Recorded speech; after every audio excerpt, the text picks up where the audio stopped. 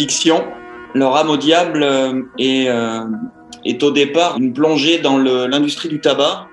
Ce qui m'a intéressé dans cette industrie du tabac, c'est que nous, on a accès, en tant qu'individu, en tant que fumeur, en tant que non-fumeur, à un grand récit imaginaire qui est celui de l'industrie du tabac depuis un siècle. Un grand récit imaginaire qui se présente comme une fiction commerciale, publicitaire, marketing, industrielle, mais une fiction à base de liberté, à base d'émancipation, à base de glamour. Et cette fiction-là, c'est vraiment le point de départ de mon roman. Documentation. La documentation de ce roman a consisté précisément à aller gratter du côté de cette fiction imaginaire, donc à aller regarder les publicités, à aller regarder les procès qui sont menés par l'industrie du tabac, à aller regarder les rapports d'experts, des sociologues, des psychologues, des ergonomes, je vais pas vous faire la liste, à aller regarder vraiment tout ce qui était produit pour construire, élaborer cette fiction. Industrie. Une fois que j'ai toute cette documentation, une fois que j'ai une espèce de panorama d'ensemble, cette fiction hyper positive en fait, qui est fabriquée autour de l'industrie du tabac. On sait tous que l'industrie du tabac, c'est quelque chose qui génère énormément de souffrance aussi. Une personne sur deux qui fume décédera de sa consommation de cigarettes.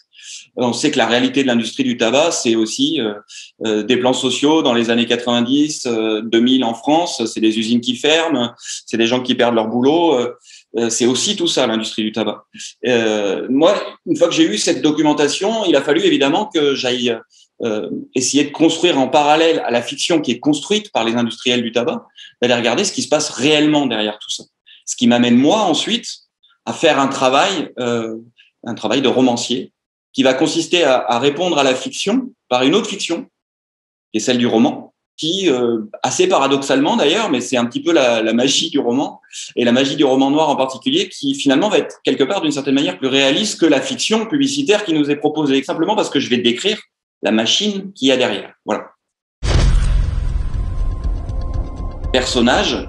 Moi, pour élaborer cette fiction qui répond à la fiction, je sais pas si on me suit, mon boulot va être de construire, d'élaborer, c'est ce qui m'a pris le plus de temps, hein. J'ai passé 3-4 ans à faire ça, à construire le personnage de David Bartels, qui est un lobbyiste, à construire le personnage de Valentina, qui est chargée d'assurer la promotion sur les circuits de Formule 1 de la marque pour laquelle elle travaille. Bon voilà, je vais pas faire la liste de tous les personnages, mais simplement, ces personnages sont là pour incarner cette fiction, incarner cette histoire romanesque dont l'objectif initial est de répondre à une fiction qui est, elle, une fiction commerciale. Une fiction commerciale, c'est pas très excitant, hein.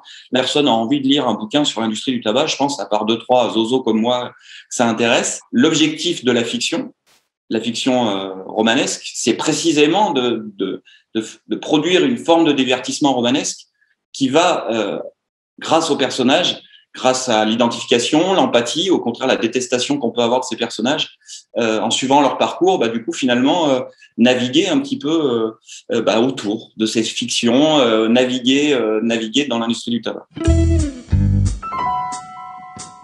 Tabac, je fume depuis 30 ans. Ce n'est pas la motivation de l'écriture de ce roman. Mais cet objet cigarette, moi, m'a vraiment passionné à partir du moment où je m'y suis intéressé pour traiter ce sujet, parce que c'est un objet mondial, c'est un objet que tout le monde connaît. Je pense que la cigarette est plus connue que Michael Jackson ou que Maradona. Tout le monde, à un moment donné, a tenu une cigarette ou a vu quelqu'un qui fumait. Voilà. C'est vraiment l'objet de consommation le plus partagé au monde. On parle de milliards et de milliards de cigarettes produites depuis un siècle, consommées, achetées chaque année, etc.